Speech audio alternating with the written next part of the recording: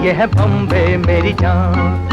जब प्यार किया तो डरना क्या, क्या से क्या हो गया।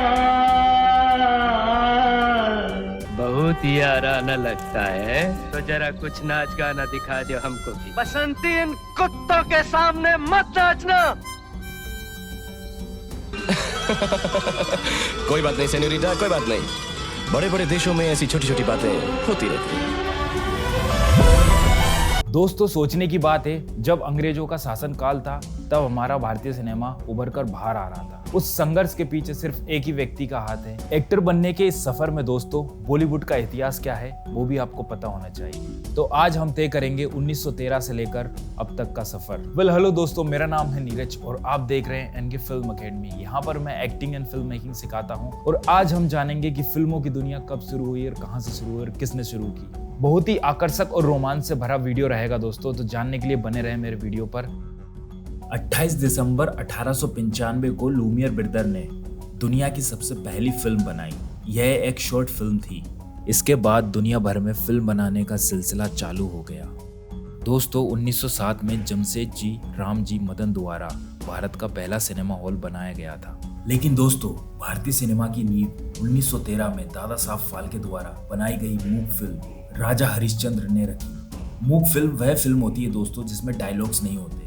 भारतीय सिनेमा का इतिहास बहुत ही संघर्षपूर्ण रहा, क्योंकि उस समय भारत अंग्रेजों का गुलाम था। इतना संघर्ष और कठिनाइयों के बीच भी दादा साहब फाल्के ने भारत की पहली फिल्म बनाई, राजा हरिश्चंद्र, और इसी फिल्म से भारतीय सिनेमा की शुरुआत हुई। और खास बात पता है क्या है दोस्तों? राजा हरिश्चंद्र फिल्म में producer, director, writer, makeup man, costume designer, film बनने के बाद एडिटिंग का काम भी दादा साहब फाल्के द्वारा ही किया गया था। 1913 से लेकर 1918 तक उन्होंने 23 फिल्मों का निर्माण किया। इसीलिए भारतीय सिनेमा का पिता दादा साहब फाल्के को कहा जाता है। 1913 से लेकर 1930 तक सिर्फ और सिर्फ मूक फिल्में बनाई गई।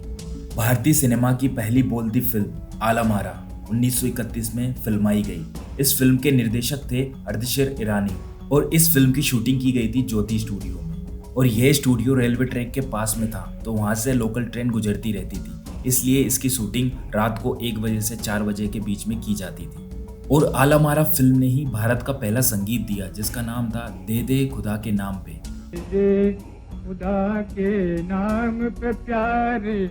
इसके बाद भारतीय सिनेमा में आर.डी. बर्मन जैसे संगीतकारों ने जुदाई वाली धुनें दी, जिससे फिल्मों में एक नया मोड़ मिला और दर्शकों के बीच फिल्में देखने की जिज्ञासा भी जागी। 1940 से लेकर 1960 तक इस दौर को भारतीय सिनेमा का स्वर्ण युग माना जाता है।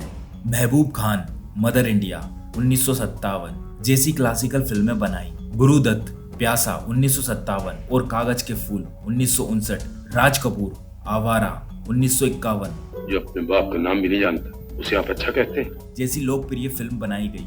इसी दौरान 1960 में ऋतिक घटक जैसे नए डायरेक्टर उभरे। इन्होंने आम आदमी की जीवन शैली और उनकी समस्याओं के ऊपर फिल्में बनाना शुरू किया, जो कि लोगों को बहुत ही पसंद आया। इसी दौरान हॉलीवुड में एक्शन एंड रोमांटिक फिल्में बनाई जाती थी और भारतीय सिनेमा में सिर्फ सामाजिक मुद्दों पर फिल्में बनाई जाती थी।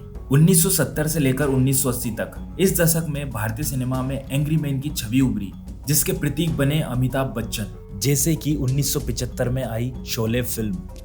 अगर किसी ने हिलने की कोशिश की तो भून के रख दूंगा। 1976 उस समय मुंबई को बॉम्बे बुलाया जाता था, तो बॉम्बे के नाम से ही बॉलीवुड का नाम पड़ा। हालांकि वुड शब्द हॉलीवुड से इंस्पायर होकर लिया गया है। उसी दौरान राज कपूर, दिलीप कुमार, देव आनंद, नरगिस, बैजंती माला जैसे कलाकार बॉलीवुड के सितारे बने। इसी समय रोमांटिक फिल्में भी बनना शुरू हो चुकी थी, लेकिन ज्यादातर यहाँ पर सामाजिक मुद्दों पर फिल्में बनाई जाती थी। 1960 से लेकर 1990 तक एक्शन और मसाला फिल्मों का दौर चला। फिल्मों का निर्माण तो शुरू हो गया, लेकिन लोगों तक पहुँचाना भी बहुत ज्यादा जरूरी था। और इसी बीच भारत में टेलीविजन की शुरुआत 15 सितंबर 1959 में हुई। मसाला फिल्मों का उदय 1970 और 1980 तक रहा। इस दौरान एक्शन, रोमांटिक और कॉमेडी वाली फिल्मों का निर्माण हुआ और ये दर्शकों के बीच बहुत लोकप्रिय भी हुई। इस दौरान अमिताभ बच्चन, शत्रुघ्न सिन्हा, रेखा, हेमा मालिनी जैसे कलाकारों ने इस दौर पर राज किया। इस दौरान ज्यादातर सामाजिक मुद्दों पर फिल्म बनाई जाती थी जो कि लोगों को बहुत ही पसंद आती थी। इसके बाद दोस्तों 1990 से लेकर आज तक युवा सितारों का उदय हुआ, जैसे कि शाहरुख खान, सलमान खान, आमिर खान, करिश्मा कपूर, काजोल, अजय देवगन, अक्षय कुमार जैसे कई चेहरों ने बॉलीवुड में जान फूकी, जिन्होंने एक्टिंग और एक्शन का तख्ता ही पलट दिया। और फिर आया रोमांस का दौर, DDLJ जैसी फिल्मों से लव वाली फिल्मों का दौर शुरू हुआ। इसी दौरान वैश्वीकरण का प्रारंभ हुआ। बॉलीवुड ने अंतर्राष्ट्रीय स्तर पर अपनी पहचान बनाई। भारतीय सिनेमा की ज्यादातर फिल्में अब विदेशों में भी दिखाई जाने लगी और भारतीय सिनेमा ने भारतीय संस्कृति और जीवन शैली को दुनिया के सामने पेश किया।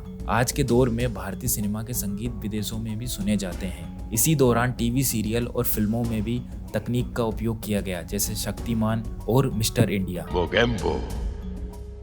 आमिर खान, राजा हिंदुस्तानी जैसी फिल्मों ने बॉलीवुड का दर्शकों के प्रति नजरिया ही बदल के रख दिया। हम आपके हैं कौन, माधुरी और सलमान खान की इस फिल्म ने बॉलीवुड का तख्ता ही पलट दिया, क्योंकि इस फिल्म से पहले ज्यादातर एक्शन फिल्में बनाई जाती थी और यह एक पारिवारिक फिल्म थी, इसलिए लोगों को बहुत ही ज्यादा पसंद आई। इस फिल्म के बाद हम साथ साथ हैं और कभी खुशी कभी गम जैसी पारिवारिक फिल्में आई। 21वीं सदी की शुरुआत में ही बॉलीवुड को मिला एक नया actor, dancing, acting and action and साथ ही साथ ऑसम पर्सनालिटी, जिनका नाम है ऋतिक रोशन। 14 जनवरी 2000 को राकेश रोशन के प्रोडक्शन हाउस से बनी कहो ना प्यार फिल्म रातों रात सुपरहिट हो गई और साथ ही साथ ऋतिक रोशन भी रातों रात सुपरस्टार बन गए। सन 1913 से लेकर आज तक जिस तरह से नई तकनीकों का आविष्कार किया जा रहा है, उसी तरह भारतीय सिनेमा भी उभर रहा है। और आज के दौर में हम देख ही सकते हैं दोस्तों, हॉलीवुड के मुकाबले भारत में भी, बॉलीवुड में भी साई-फाई फिल्मों का निर्माण किया जाता है। रिसेंटली आई फिल्म कल्कि, जिसने CGI और VFX का रूप ही बदल कर रख दिया है। वैसे तो बताने को बहुत कुछ है दोस्तों, लेकिन अभी के लिए इतना ही काफ़ी है। एक एक्टर को भारतीय सिनेमा का इतिहास भी पता होना चाहिए, जिससे उसकी दिलचस्पी बढ़े एक्टर बनने को लेकर। वीडियो पसंद आया है तो लाइक करें और साथ ही साथ चैनल को कर दें सब्सक्राइब। एक्टिंग सीखने के लिए स्क्रीन पर जो वीडियो आ रही है उस पर क्लिक करें। धन्यवाद।